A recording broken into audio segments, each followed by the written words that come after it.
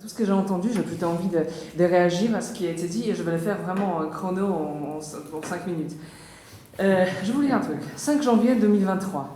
D'accord ?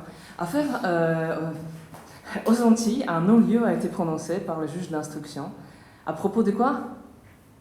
Pas à propos du vaccin, à propos évidemment du pesticide, que vous connaissez tous.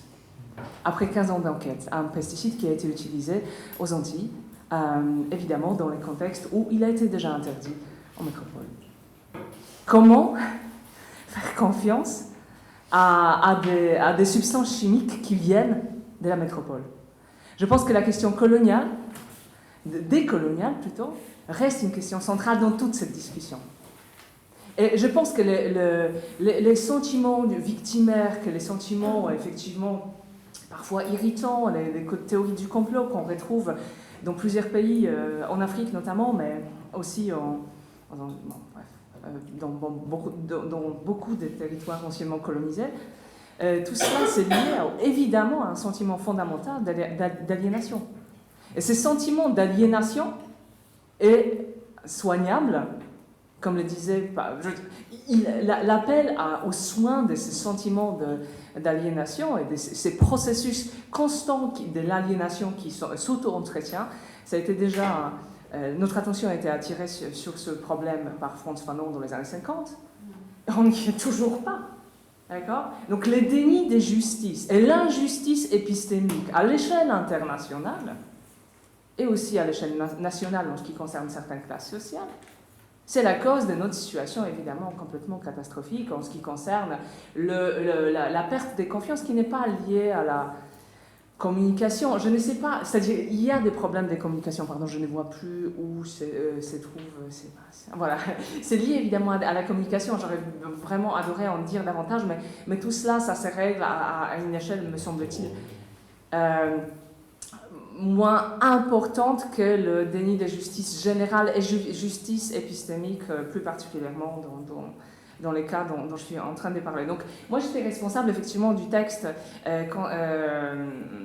qui était consacré à tout un ensemble d'actions que nous avons menées, vous savez, notamment face à ça. Ça, c'est un des titres que j'ai plus aimé lors de la pandémie, vous voyez.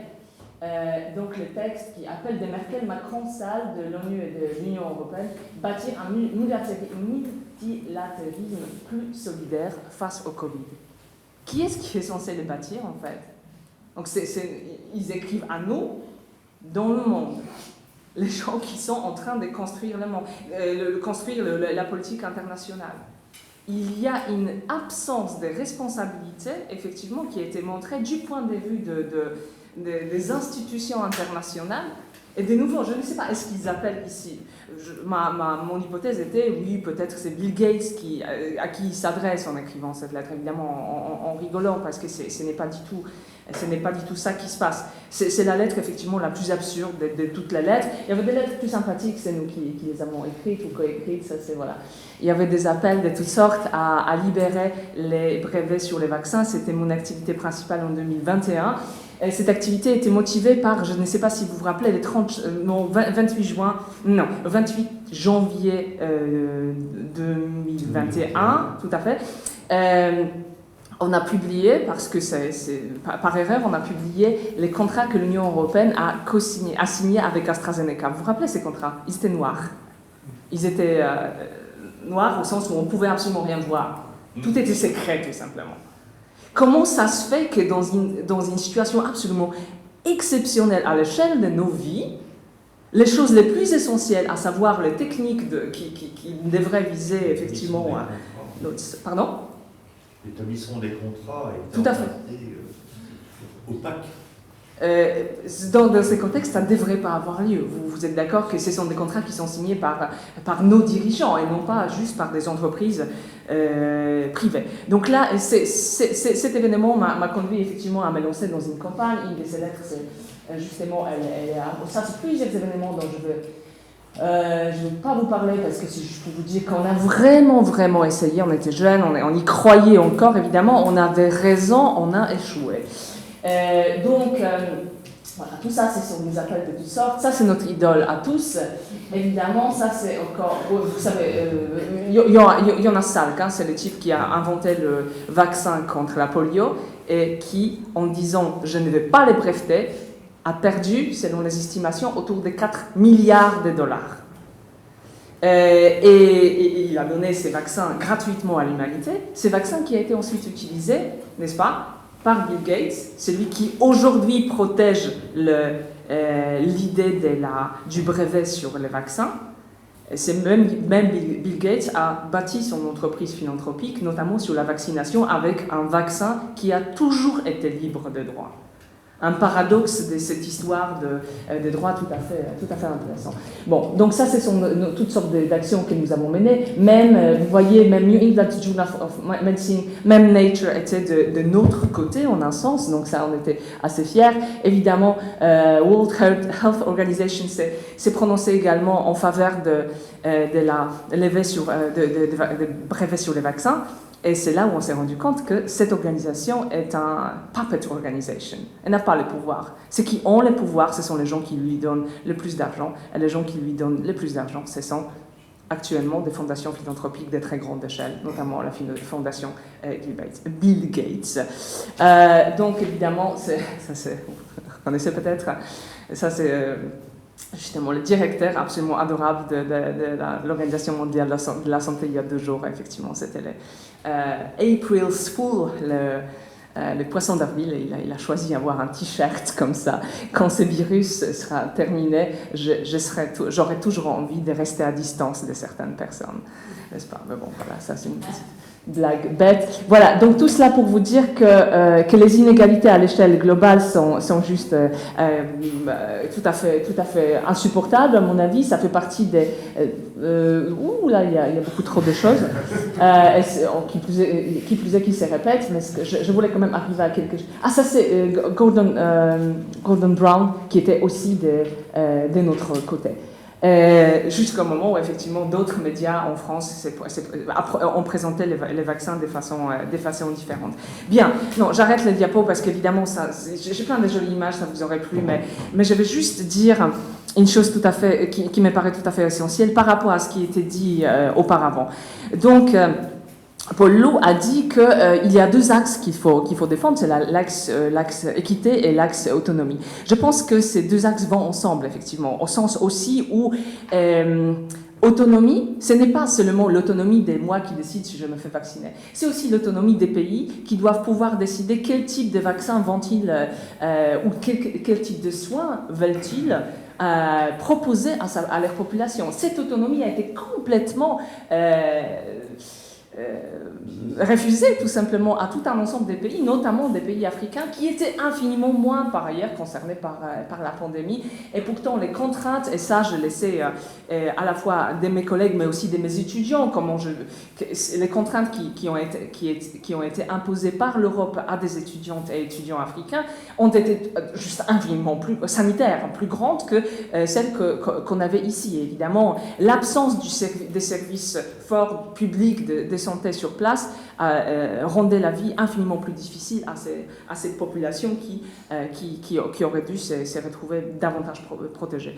Donc, j'espère, et là vraiment je termine, que cette épidémie qui montre de façon flagrantes le problème non résolu de ces questions décoloniales, j'espère justement que nous allons utiliser cette fenêtre qui nous a été donnée cette fenêtre temporaire de façon efficace, et qu'au lieu d'essayer de réparer petites choses qui n'ont pas marché, on va repenser peut-être les institutions internationales. En ce moment même est en train de s'écrire des Pandemic Treaties. On vient de WHO, l'Organisation mondiale de la santé, vient de se réunir pour en parler pour une 4e fois. C'est une chose qu'il faut absolument surveiller, puisque la distribution à la fois des connaissances et de l'argent à l'échelle mondiale, va déterminer la forme que notre monde va prendre, la forme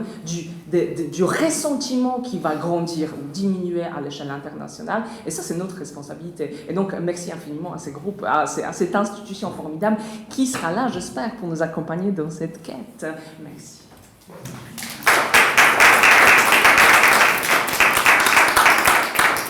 Merci beaucoup. Simplement pour dire, dans ton chapitre, tu reviens aussi sur l'histoire de des brevets, sur le sida, toutes les années sida, voilà. Et il y a 2 autres textes aussi qui sont consacrés au vaccin comme bien public mondial. En fait, moi je voulais dire quelque chose et je suis vraiment content par rapport à votre intervention. Et je ne suis pas trop long. Et sinon, il y a un vaccin qui a été interdit aux États-Unis d'Amérique. Je pense que c'est le vaccin Johnson et Johnson. Oui, il y avait une forme de suspension aux États-Unis d'Amérique, mais qui a été imposée en Haïti. Ça me semble vraiment problématique, ou du moins c'est quelque chose que moi personnellement je ne peux pas comprendre, et par rapport au fait que ce vaccin a été imposé notamment par les Américains en Haïti. C'est surtout ça, et par rapport à la question de l'injustice à l'échelle globale, et vous et le professeur Paul Loup, voilà, c'est un peu ça mon intervention. Voilà. Merci pour ça, je ne savais pas effectivement. Pardon, je voudrais réagir et j'ai aussi un commentaire pour vous. Pardon, ce n'est pas tout à fait exact en ce qui concerne les États-Unis. Le vaccin Janssen n'a pas été interdit aux États-Unis. Son utilisation, comme en Europe, a été moindre du fait que, comme le vaccin AstraZeneca, dans quelques cas rares mais indiscutables, il donnait des complications thromboemboliques sévères. Reste que c'était globalement un bon vaccin. Ensuite, j'imagine que les autorités d'Haïti ont pris ce vaccin ou qu'on leur a proposé cela et aucun autre, mais ce n'est pas aussi catastrophique que cela. C'est-à-dire que ce n'est pas un vaccin interdit aux Américains et qu'on donne aux Haïtiens. Je nuance un petit peu le propos. Il y a quand même un enjeu dans cette question, à ce qu'il me paraît. C'est insultant, c'est objectivement insultant. Oui, mais le problème, c'est que ce n'est pas tout à fait exact. C'est que le vaccin de Janssen est un très bon vaccin. Ce n'est pas un mauvais vaccin. Mais en même temps, les spécialistes de la communication vont nous dire que si quelque chose est tout à fait bon, mais c'est juste pour être factuellement exact, c'est tout. Après, on peut discuter. La discussion, pour vous, je suis 100% d'accord avec vous, sauf que malheureusement, ça ne résout pas le problème. Parce que le problème, il est double. Il y a tout ce que vous avez évoqué sur les brevets, et je ne peux que souscrire, mais je pense, comme vous savez probablement, c'est que la production des vaccins implique des usines, des gens qui savent produire des vaccins, des matières premières diverses, seringues, plastiques, filtres, enfin, pas énumérer tout le truc. Et malheureusement, la production de vaccins telle qu'elle a eu lieu sur le Covid a utilisé toutes les ressources possibles et imaginables existantes. Après, la distribution n'est pas juste, mais on n'aurait pas pu produire plus, en tous les cas, en 2021-22. Je pense que maintenant, ça change. Et les besoins sont un peu moindres. C'est-à-dire que, malheureusement, imaginons, coup de baguette magique, qu'en janvier 2021, il y a eu un droit d'utilisation des technologies ARN et toutes les autres par l'Inde, par tout le monde, le Brésil, enfin les pays au moins qui peuvent produire un peu. La production supplémentaire, enfin la distribution, la production supplémentaire, la distribution est un problème majeur, bien sûr, mais il n'y aurait pas eu significativement plus de vaccins disponibles. Vous parlez évidemment des vaccins non pas classiques, mais pas d'AstraZeneca. Tous les vaccins. AstraZeneca a été produit en Inde. Oui, mais pas